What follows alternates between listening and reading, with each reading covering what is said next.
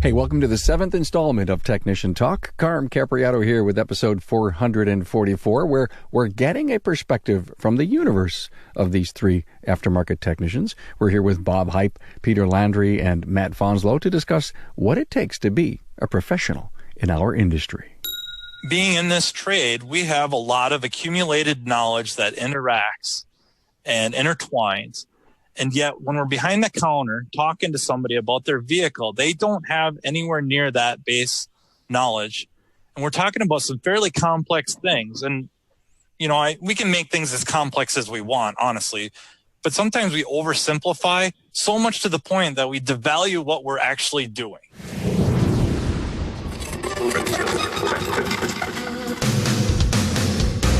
Welcome, aftermarketers, to Remarkable Results Radio. Listen to learn just one thing from today's episode on your journey to remarkable results.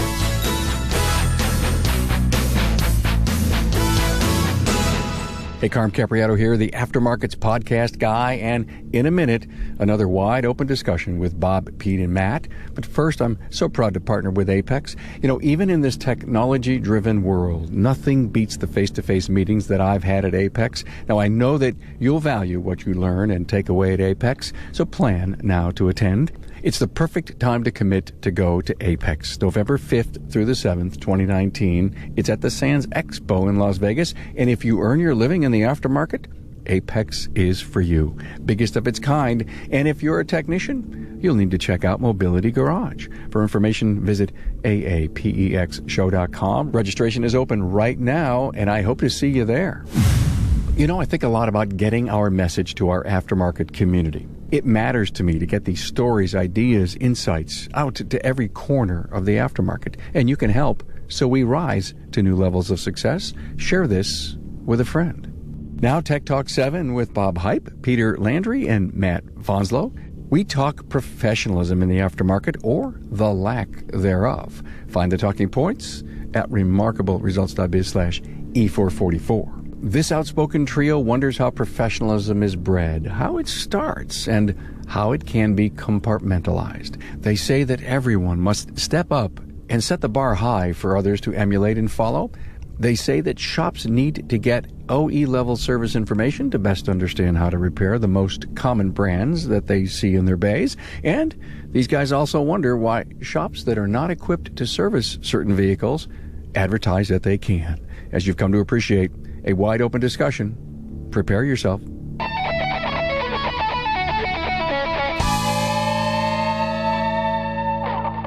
Hey, a warm welcome to Bob Heipp, Peter Landry, Matt Fanslow. Hey, I said that right, Pete. I always been beat there.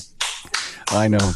It's like the seventh time we've done it, so you got it right. Yeah, Technician Roundtable Part 7. Good to have you guys back. I have no clue what we're going to talk about because we've talked about everything, right? Never. We're going to keep it simple, just the meaning of life. Okay, perfect. Well, then it won't be painful to listen to this. It'll be great.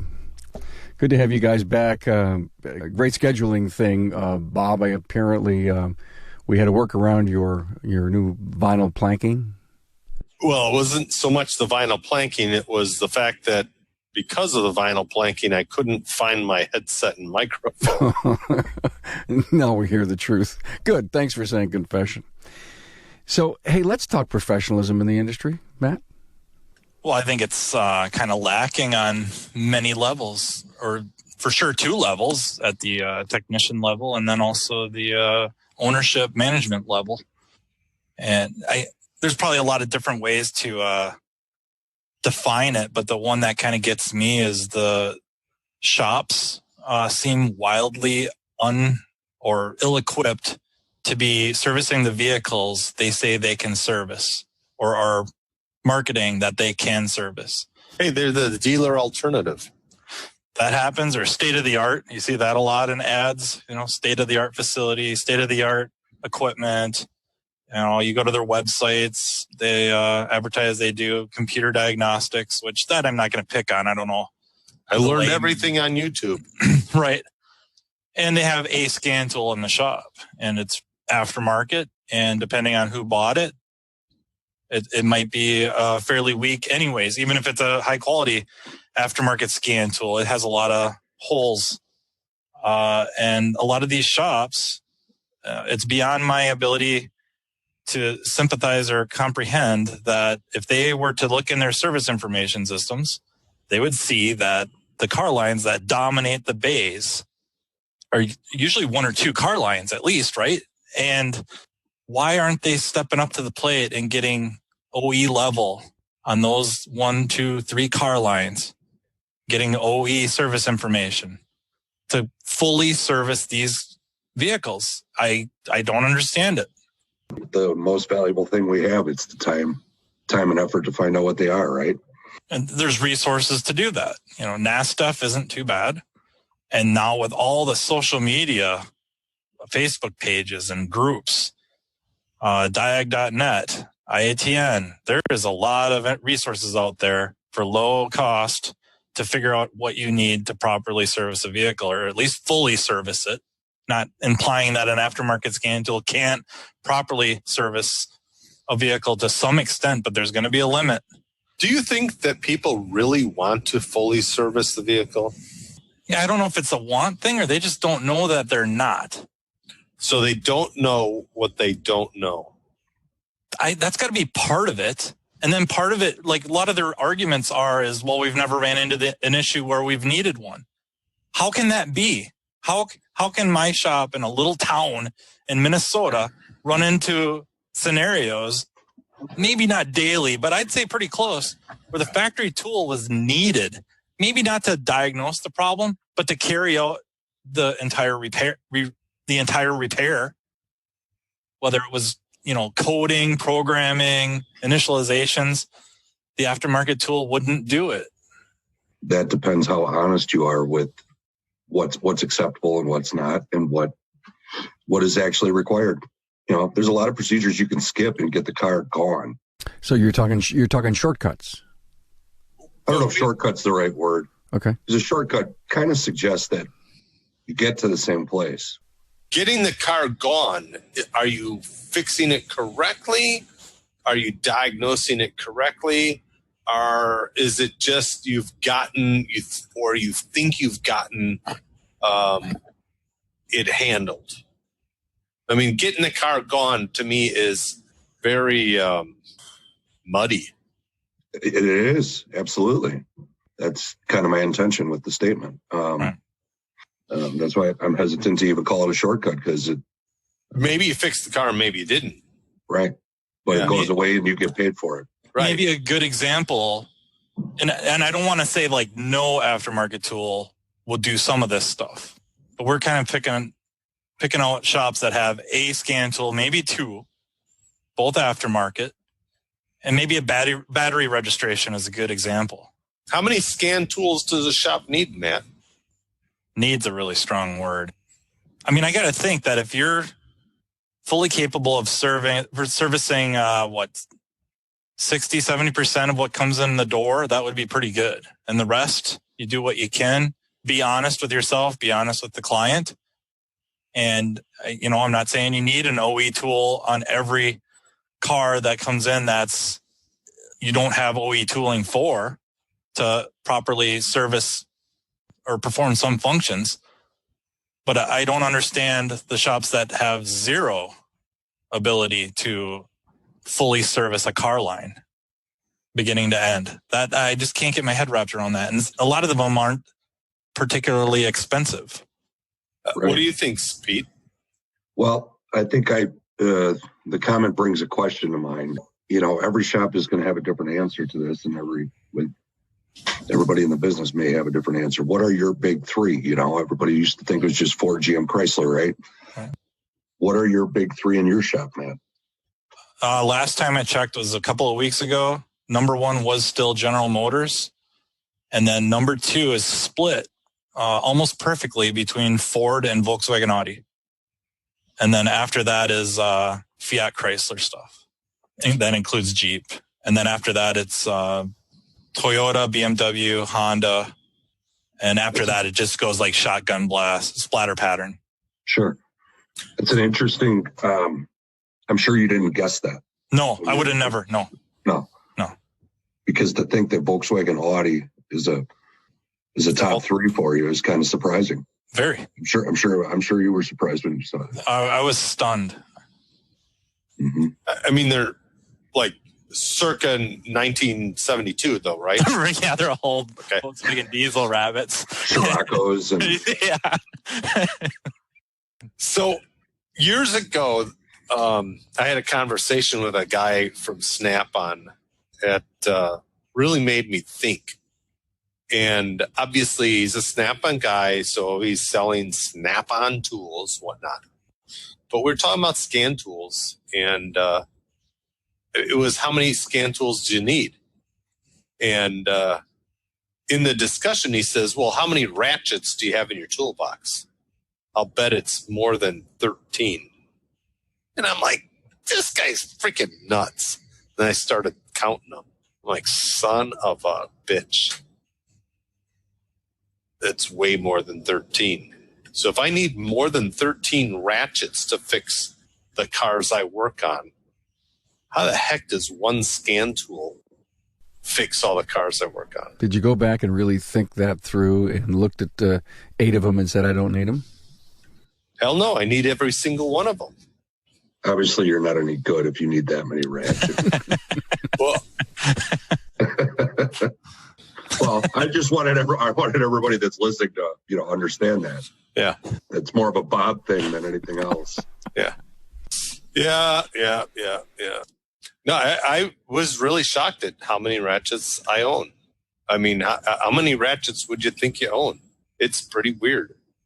Start talking, I mean... You just think of the 2 or 3 that you grab all the time. Yeah. Right. Versus you're not thinking of the quarter, the 3/8, the half, the air. Oh, right. Yeah, you had those too. Geez. Yeah. The electric. You start, holy crap, I got 20 freaking ratchets. I got $1,000. Many of them in a year. Yeah. No. Did you ever get your teeth cleaned and saw the array of tools that are, sitting behind you? Yeah, that haven't changed since 1942. Well, I don't know. I saw a weird new tool the other day, and I said, you're not going to use that on my mouth. Whoa. This is a family show. Right. This is not that kind of podcast, Carm. But if there's that many shop owners or managers that don't know that this is required, or they're just under the impression that they got things handled, their guys are maybe just that good. Is it the techs don't know, or they're just not talking? They don't say anything because they figure it won't garner a response of, yeah, let's look into getting that, these GM tools or whatever car line. It doesn't matter. Matt, out of those 6 that you talked to us about, 6 or 7, do you have all OE tools? Yes. Okay. Will any aftermarket tools substitute in any way for any of those? Absolutely, because I think there's a lot of stuff aftermarket tools do better. Typically, aftermarket scan tools are handheld now. Most OE tools are PC-based. So handheld has an advantage for just sheer speed. And then aftermarket tools typically will, from what I've seen on most cases, graph better, or better for, I would say, drivability diagnostics. They come in, they're just a little handier, quicker. But when you start getting outside of that, then the OE tools start coming into play. And then certain OE tools, the requirement isn't even so much the tool's ability to interface with the vehicle. It's service information built into the tool. So, for instance, today I had a 2016 Volvo that was pulling a code for a rear parking aid. Well, all my aftermarket tools could pull the code, but none of them identified it. It was all undefined. And you can't go to aftermarket service information and find out what that code means. I got Volvo Vita, the factory tool. And I mean, it's just awesome how it pulls the code, tells me what the code description is, leads me into a fault plan, or a test plan, guided fault finding. Not that it was a particularly difficult thing to diagnose, but it was so fast and easy. The worst part was getting it fired up, getting my password reset because I didn't, Hey, you didn't use it or change your password in the 90 days of Volvo requirement. Right. Yeah. So But on the same hand, or not same hand, but I mean on the opposite direction, this is a couple of years ago, I had a vehicle. I'm using the OE scan tool. It's got a new ECM, and you got to do theft and program a VIN and all this. And the OE scan tool wouldn't program the VIN for me. I had to grab an aftermarket tool to get the job done. Nice. So all tools have holes in them. Yep. And I think that's part of the reason why one tool doesn't work. Yeah, I think you'd be maybe not in quite the same trouble, but there would be issues if you were a shop that only had OE tools. I think there's definitely reasons like the dealer? to have. Dealer runs into problems, right? Oh, yeah. That can't be true. I've had customers tell me how great they are. It's got to be true. It's got to be true that they're awesome. Who does the responsibility really fall on to know what the proper tool is and to make the proper tool work and be ready to use when it's maybe you don't need it every day, or the aftermarket tool is quicker to use, or you're more comfortable with it. That makes guys less likely to use an OE tool. Right. So then the thing sits until it's needed. Absolutely no workaround other than the OE tool. And now it's out of date, or you have to reset your Volvo password, or, you have to do some huge download because it's. Yeah. So you're saying take everything to the dealer? No, I'm just saying, who does that responsibility lie on?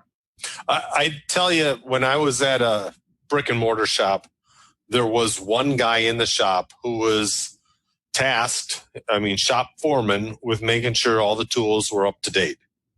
He was the guy that was supposed to know how the tools worked if other guys had issues.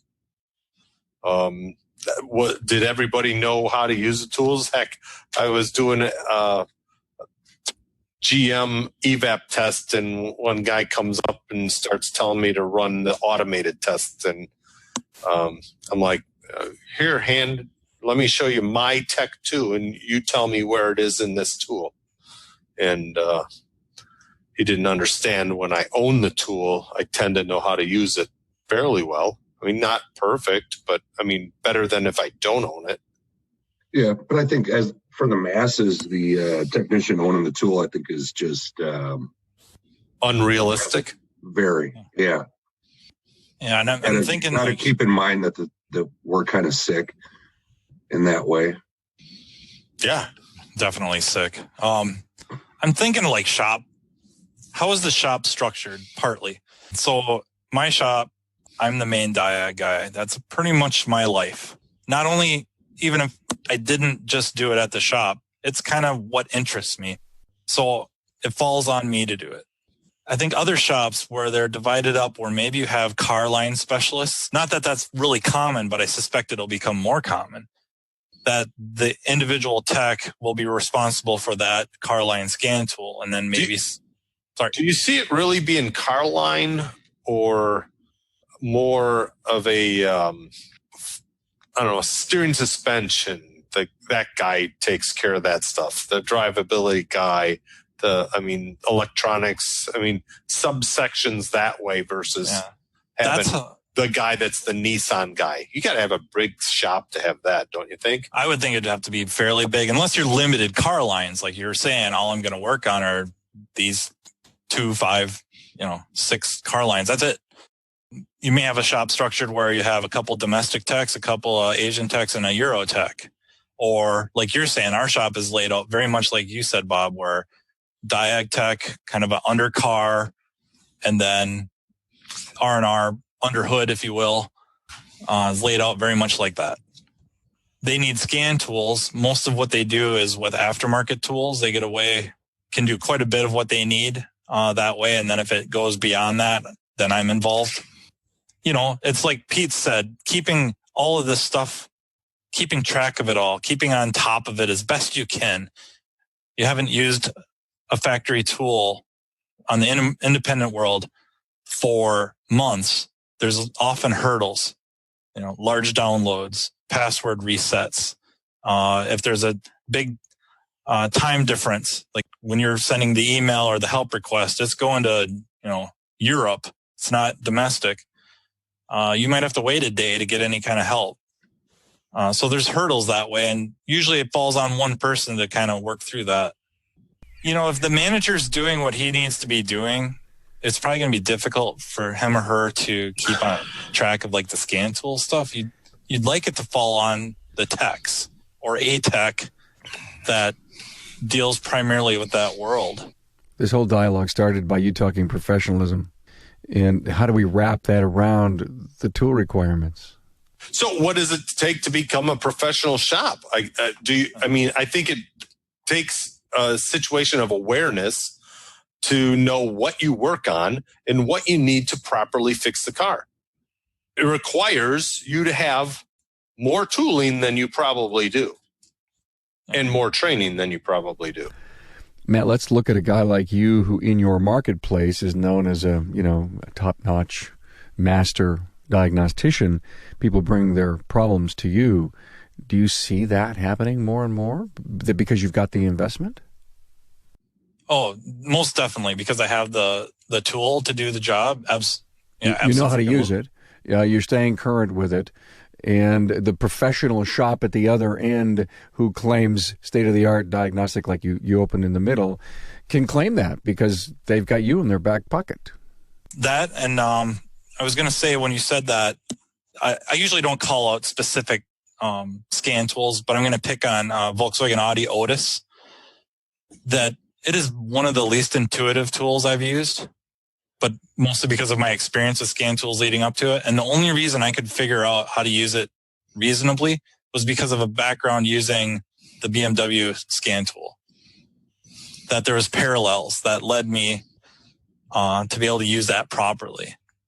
Kind of what you're saying is having the tools, using them, investing the time, even if you don't really need it for this particular vehicle, that if you've just received it or you've it's kind of trying to get seat time with this tool to properly, or to at least learn to use it as best you can. And like Bob said, hit some training, and learn more about what this tool can do. How many people have owned, VAGCOM and never knew that it could graph? That's common. But what are realistically, a good, better, best scenario, right? What are solutions that are good, better, best for a shop to maintain a level of professionalism? Obviously, subletting to the dealer when you can't do it is a solution, right? Maybe not the best, but it's a solution. Yep. Mobile guys. Yep. Solution. Maybe you use some combination of solutions, of course, makes sense. Maybe you pick your 2 or 3 that you guys do, right? Because like you said, not really something I look into, but I got to think that those top 3 or 4 manufacturers that the shop is doing is a huge percentage of total business. Yeah, and I don't think the cost of getting into the game is that much. Oh, and what about networking with a few shops around you? You buy these tools, and you buy these tools, and you buy these tools, and let's not share the tools. Let's not, I'll let you use this tool, I own it, and when it comes and breaks, you don't take responsibility and I have to fix it. Now I'm upset. I just take and give you the car. You look at it, figure it out, bring it back to me. I sell it, whatever. Ugh, sounds awful. There's no perfect situation, though, is there? I agree. But I'm just throwing out a scenario. That's definitely, you know what? And it's probably a better scenario than relying on just dealerships, right? Yeah. At least if the shop you got a guy or 2 in a shop that knows how to use that tool, he should be more proficient with it, right? Should be. I guess my knee-jerk reaction when I heard the question was honesty. and then educating themselves to whittle down that not knowing what you don't know. Trying to reduce that so that you can be very honest and say, okay, we put this part on, but it needs more. We don't have the proper tooling to do it.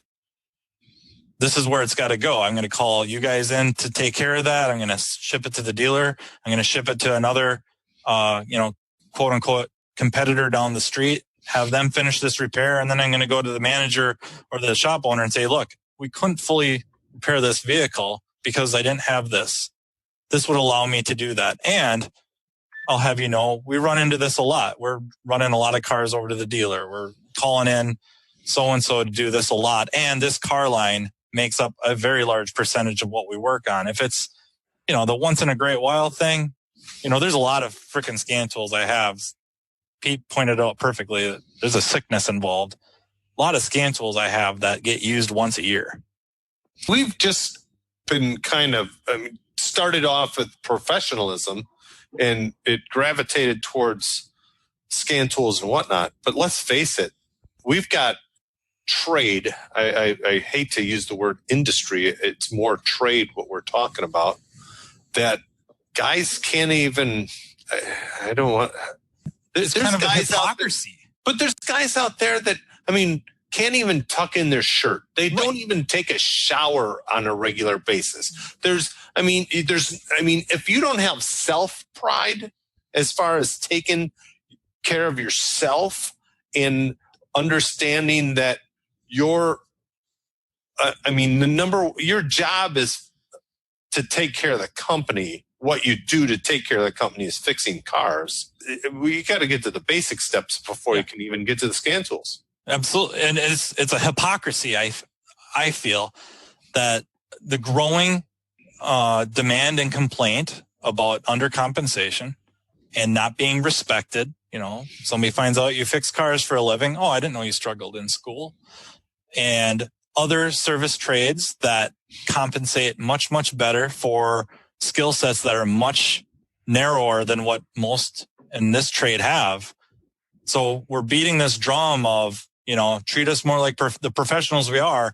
But then that same person is, like you said, looks a mess, whether it's not tucking in shirts or, cripes a technician's bathroom, oh my Lord. Well, I won't wash my hands in some of them because I'm worried about getting dirtier. I don't know who said it. I maybe should have researched it first, but somebody said you could judge society by, the prison system, how our society's progressed or the state of society.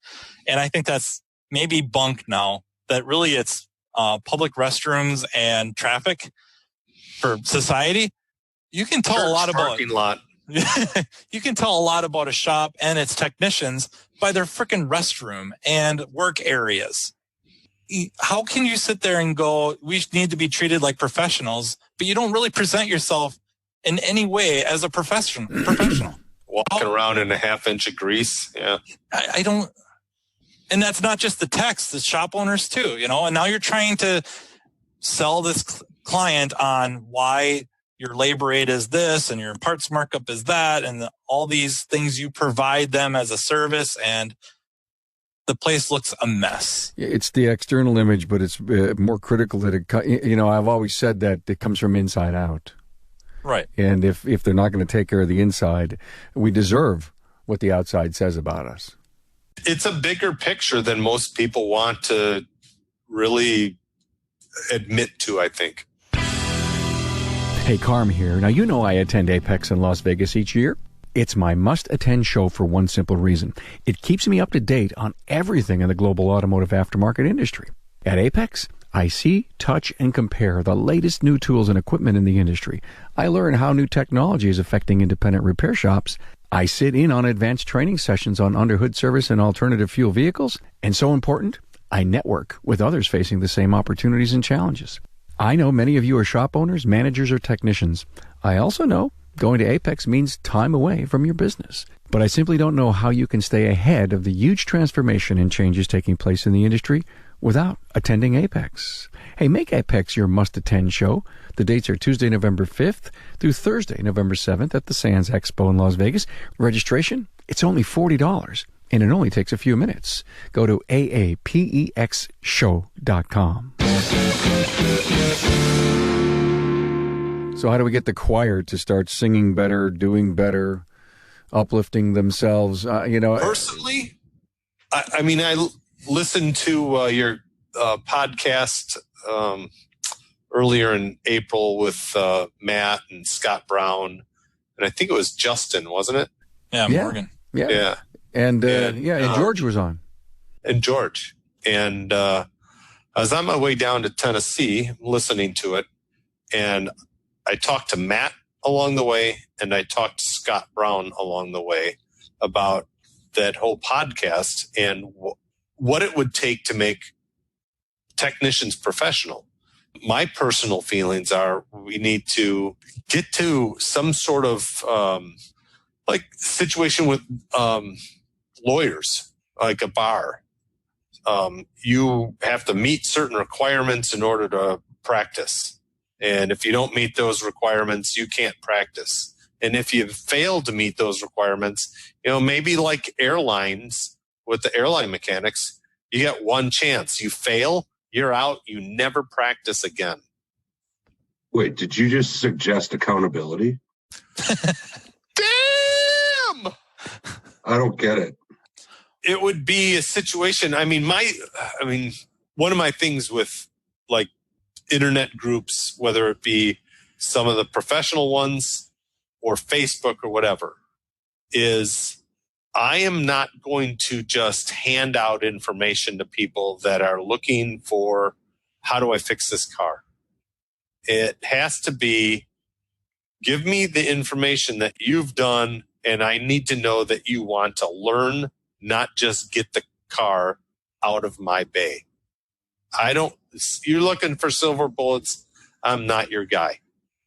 I think that is a situation that enables and devalues us as a whole. So I would rather have that guy not get information and move on to a different occupation. Because obviously...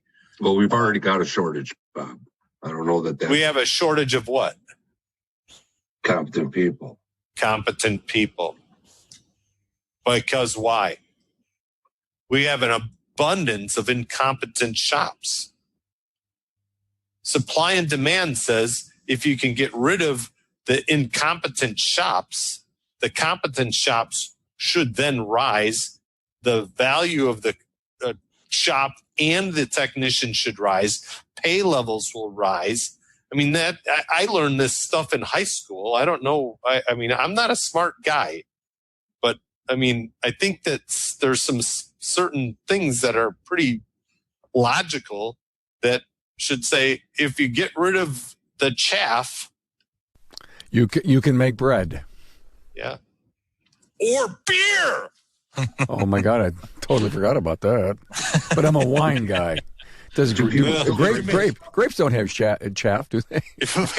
You can make vodka, gin, lots of stuff with grain. Yeah. By the way, that episode that you're talking about was 414. We recorded that at Vision. It was a great episode. It was a lot of great dialogue. It was about elevating the tech mechanic and how are we going to do it. Thanks for bringing that up. Yeah, professionalism. We got to figure out in this industry how to run better shops and how to make more money and how to make this one of the best professions, one of the most high-tech professions in our industry. And your point is so right. There's just too many. It has to be that high-tech necessarily. I think there's a lot of room and a lot of value in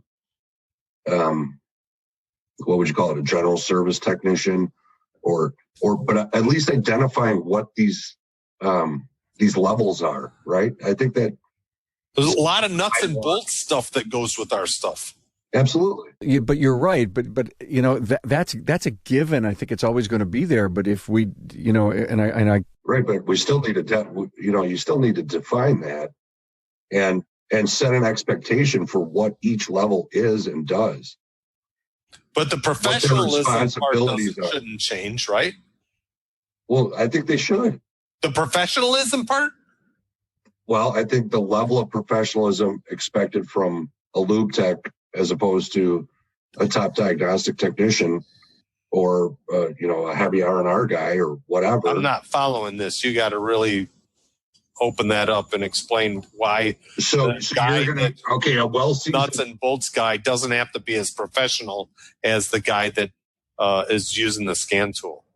So the untuck my shirt, or hang a rag out of my back pocket, not wash my hands, all that kind of stuff is acceptable by the nuts and bolts guy. Well, I'm not saying to that degree. I'm just saying. Let me bail you out a little bit here, Peter. We started this interesting dialogue here because I talked about it as being a high tech industry, and let me just share with you what my thoughts are. Is if because we improved our professionalism and the level of high tech on vehicles today is huge, you can talk nuts and bolts.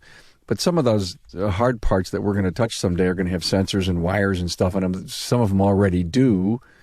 And if that means it's high tech and we can build a profession, then I think we could call ourselves a high tech industry, because that vehicle that we're working on is nothing but high tech.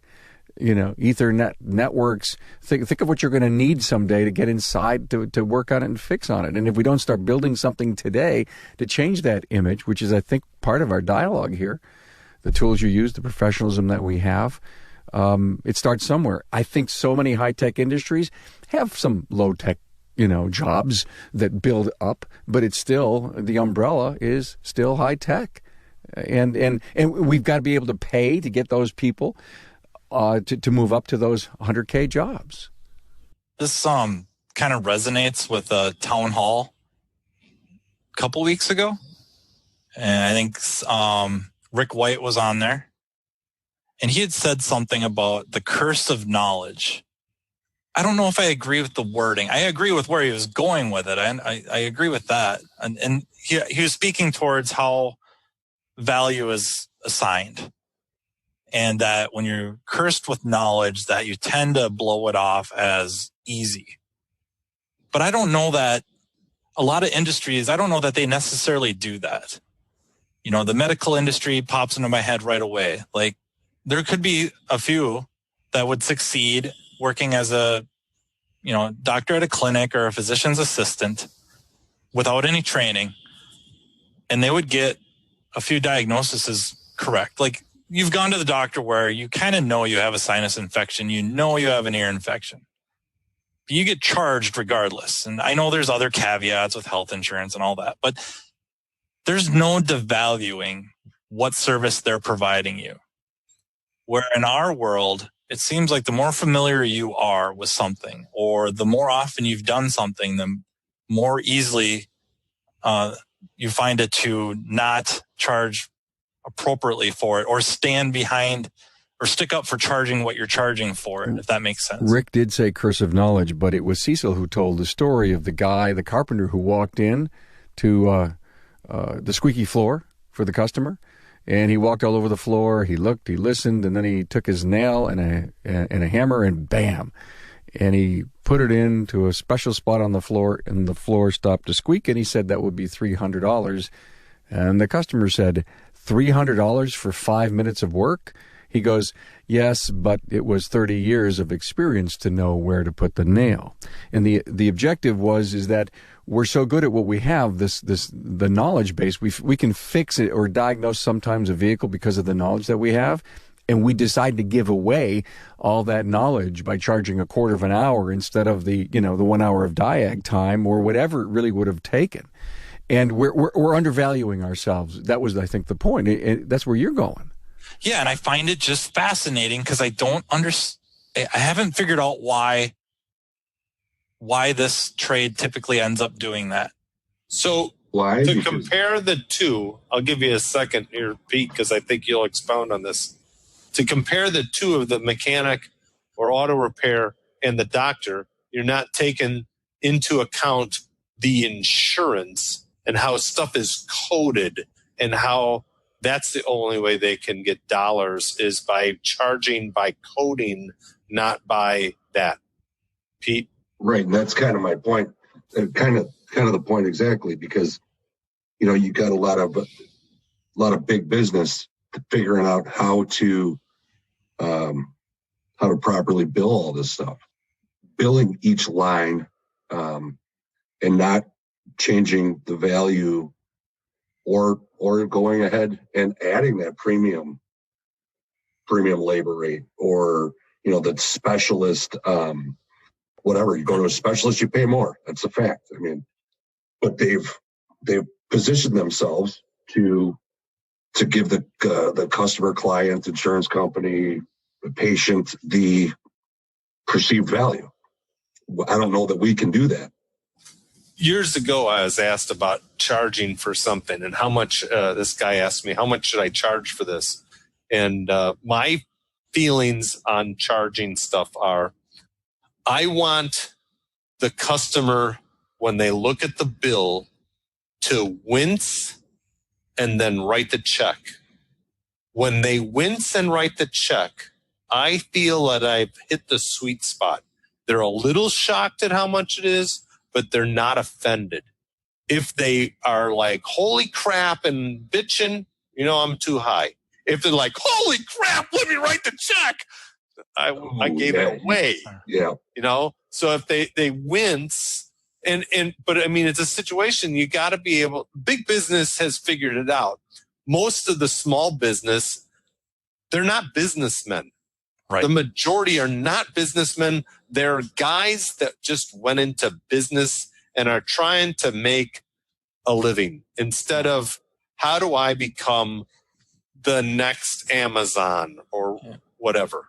What I find interesting is how we devalue that knowledge, that understanding. So when we're sitting talking about this stuff, there's a certain level of knowledge we've all gained through schooling, experience, training classes, etc., networking from one another.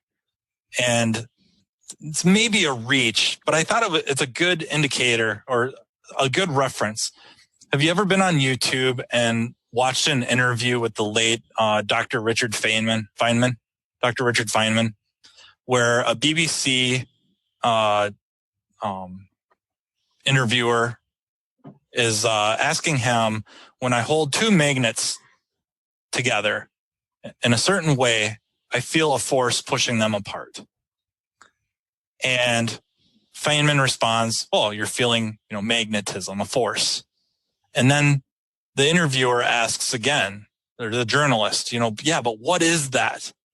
And Feynman goes into a fairly extensive story about, ice and falling on the ice and breaking a hip if you're an alien, how much we take for granted for knowledge. Just between you and me, if I told you somebody fell on the ice, slipped on the ice and had to go to the hospital, you'd put two and two together, you'd kind of follow along. Take somebody totally out of that, an alien, if you will.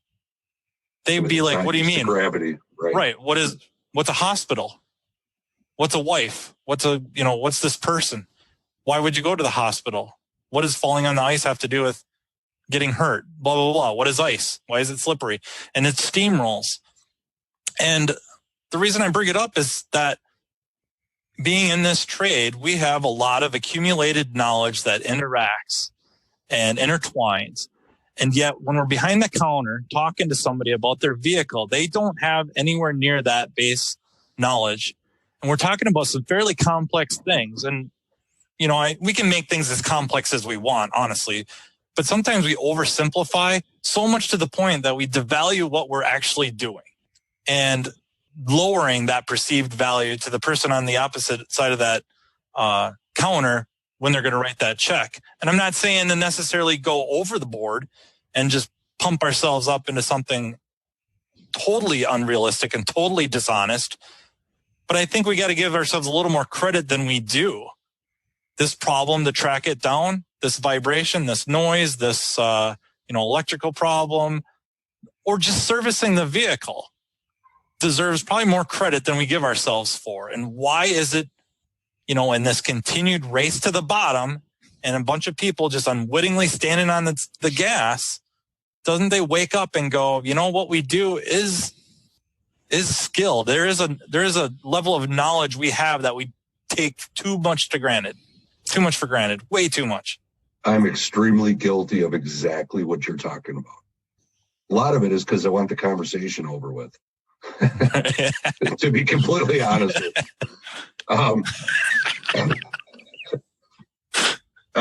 you. It's really difficult to relate to a person at a certain level of technical understanding and actually feel like I'm going to actually communicate close to what actually went on and what happened. And I appreciate it every day. But I can't recommend watching that video enough, and just kind of twist it a little bit and relate it to auto repair. And again, I'm not saying for us to all just become a bunch of, pompous a-holes. Matt, given what you just said about how we take for granted stuff, yes. This is going back a few months, but you and Pete wouldn't understand this. I'd have to get somebody a little lower level. But racking a car, putting a car on a hoist and lifting it up, and what it takes to do that, and how, who thinks about it? They just get down there. It's scary stuff. Well, what I see sometimes is, I was at a shop with a guy, and all of a sudden I hear this crash, and oh my God. And I looked over, and the freaking truck has fallen off the hoist and has pinned this guy. Ugh. That was one of the scariest days, and I wasn't even involved with it. But when you're talking about take for granted, and that's one of the simplest things that we do. Well, not you and Pete, I understand, but low-level guys like myself.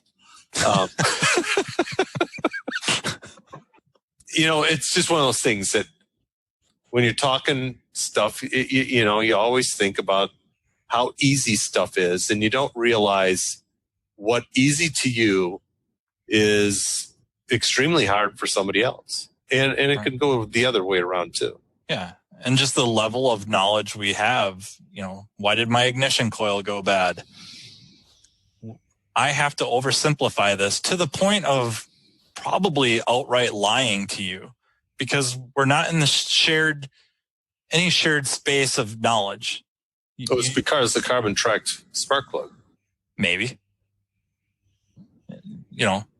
But you and I think nothing of that comment. What about my next door neighbor? Would she have a clue what that means? Oh, okay. I don't understand it, or I know I say that a lot. I don't understand, but I don't understand why it seems to be rampant in this trade. Because people work on their own cars all the time. They go to parts stores that give away service. And the Snap-on guy I mentioned earlier, we're talking recently, and he tells me a story about parts stores. You name it, that go out and scan codes in the parking lot, put wiper blades on, whatever. And how shop owners in towns have gone to the city council and say, hey, they're not zoned as an auto repair service place. They cannot perform these services. I'm sorry, but I applaud those guys that are doing that, because that brings value to us. Yeah, I agree. Shocked at what I just heard. That's all I'll say about it. What did you say? I said I'm shocked at what I just heard. Oh. Are you suggesting that, government regulation? Well, it's already government regulation. I'm saying capitalize on it for the purpose. Since it's already in existence. It's already in place. The zoning is the zoning. Just hold the government accountable. Okay. Well, that and the independent shop that's buying all these parts from the stores that do that, not pulling away all their business and finding entities that are there for them, to service the professional repair shop and not the motoring public itself, that they could they could help push these stores to maybe stop doing the code scans. Good luck on that one.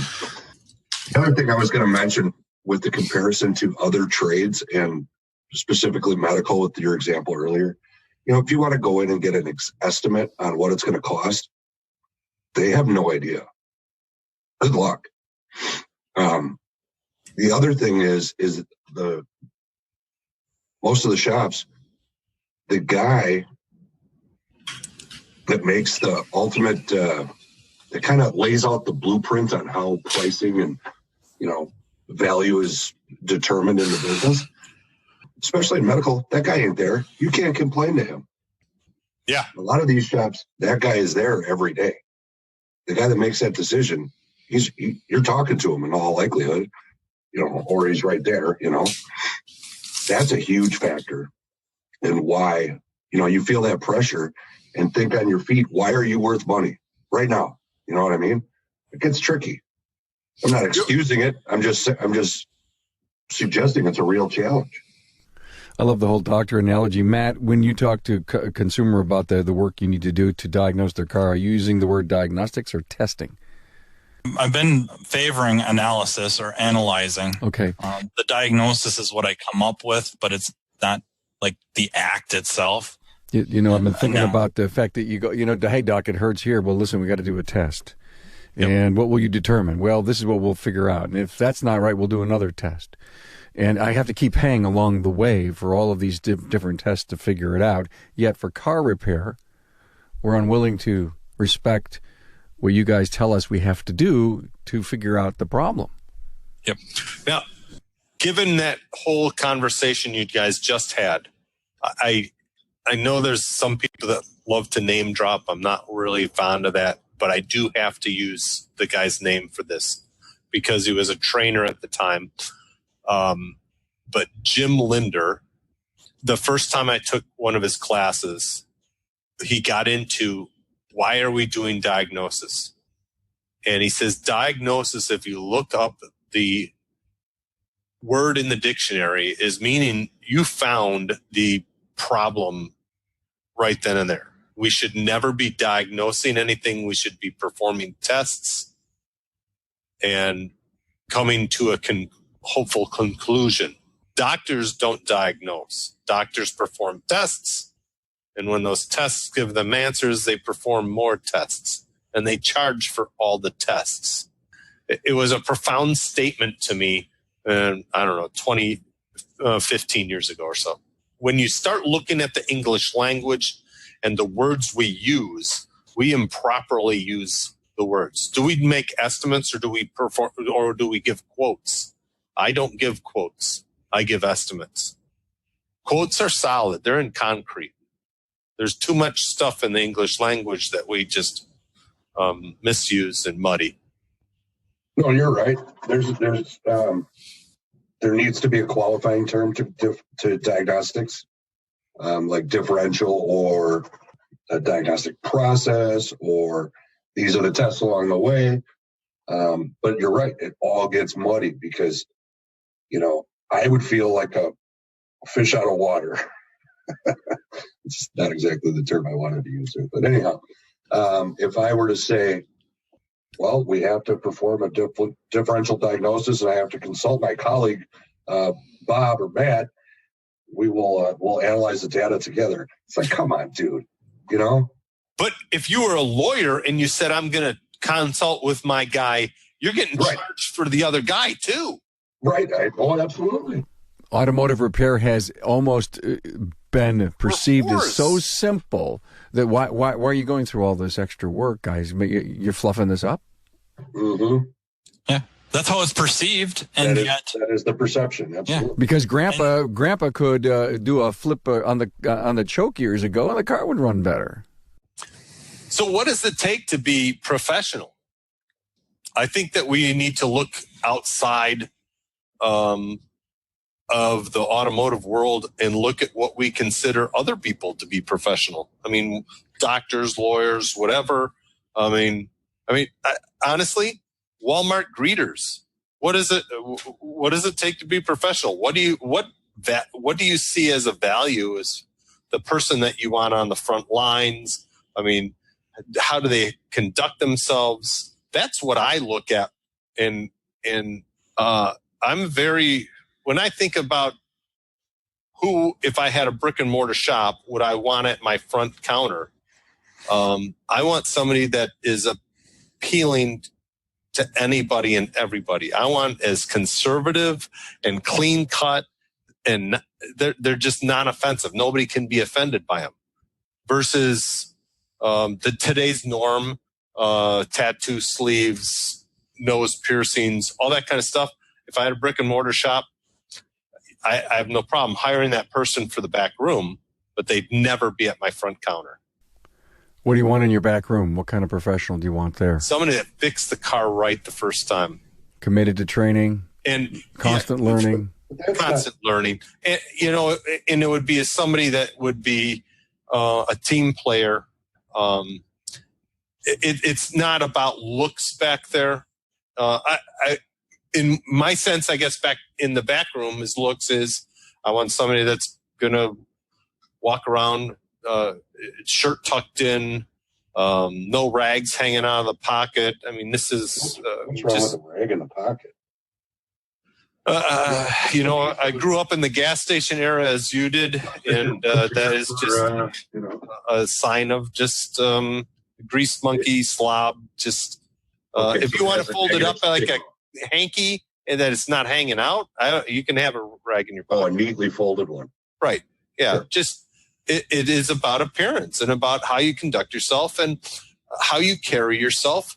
I mean, you walk around like a slob, you're a slob. If you walk around like you have pride in yourself, there's pride. I think there's a huge amount of holes in that. And I think that this conversation actually raised more questions for me than it answered, which is typical for me.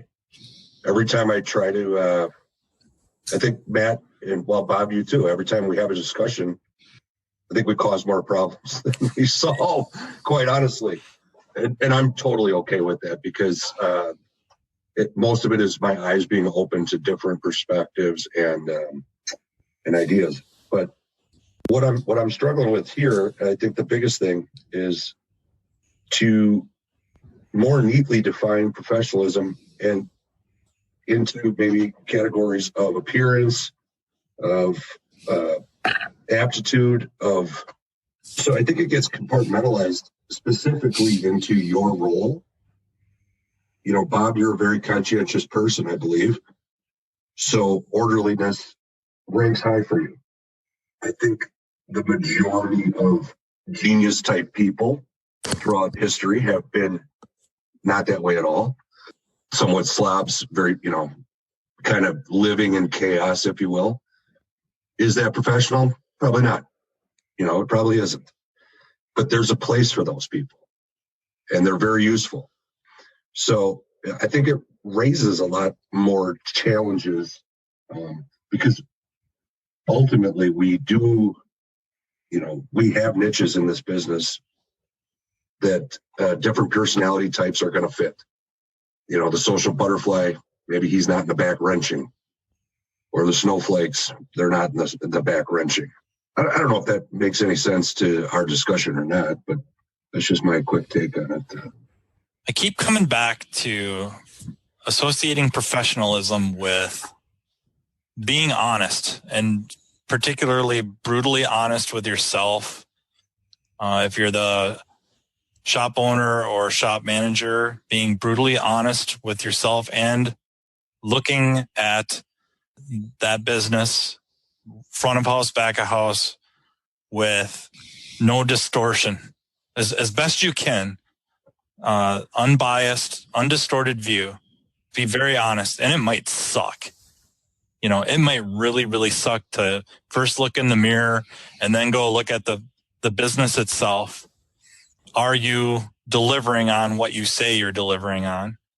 And then the next thing is, I think, just caring about what you do and doing it at a high level, what you would say a professional level, which would be much better than the masses, and doing what it takes to be able to deliver that, whether it is equipping yourself with tools and equipment or education, training, studying, and then experience. And if you need help, like, Pete, I think, has a crazy good memory. A lot of people don't have that level of a memory. If he did something 5 years ago, he probably remembers pretty accurately what he did, how he got there. A lot of people cannot do that. And that's not a knock on them at all.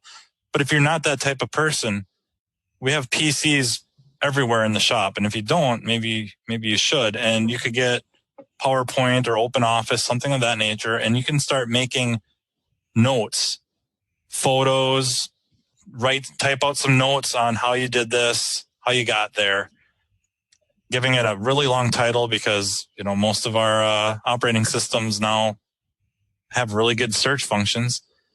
Then it's there at the ready. Like, hey, I think I've run into this before. Let me review my notes. Oh, okay. If I go to this connector with this tool and look at this, I have an example of good data. Now I'm on the right track and I'm shaving time off. I guess that would be the beginning of professionalism. And then also the logic of doing what the common sense thing to get where you need to go, whether increasing our perceived value. Well, then you have to project an image of being something of value. That's just logic. Why aren't we doing that? Why is it always seem to be devalue, devalue, devalue? Pete, I loved what you said. I mean, I totally respect your perspective on things, and Matt, I love what you just said. But it was interesting the way you said maybe we should record some of the things that we learn, and that shows the professionalism of you wanting to remember and become better at what you do. That recording of that data is a huge way to remember it for later anyway. I mean, John was just telling us a month or two ago, I think. I forgot the exact progression of it, but it's you do something, you read something, you do something, you record what you did. From an educational standpoint, you will have a higher probability of recalling that information. The more senses you use, the higher the chances of you retaining that information. Listen to it, say it, write it, and you will learn it and retain it better. I'm a vehement note taker, and I think it's because I want to remember, and part of my want to remember is to write it or type it. The thing that amazes me the most about that statement, Carm, is that one note you keep having: find replacement for Bob. He doesn't actually go back and read his notes. He just keeps writing it down. Oh, okay. And stop crying himself to sleep at night. I didn't think I shared that private note. Damn, Matt. Well, Matt, did you send it to him? No. You shared your screen. We're Pete's my favorite hacker. I mean, we're all, you got no secret. When you're putting up the note that says, Matt, you're putting me to sleep, I think it was kind of hung off to the side. Find a replacement for Bob. This was great, guys. I got to think back. This went a lot of crazy in different places, and I think it was very, very profound, as the previous 6 episodes have been. The Technician Roundtable Part 7 with Bob Heipp, Pete Landry, and Matt Fanslow. Guys, thanks for your wisdom, your craziness, and for gracing the podcast airwaves again with another great episode. Thank you, Carm. Thanks for having us. Thanks for being on board to listen and learn from the premier automotive aftermarket podcast. Until next time.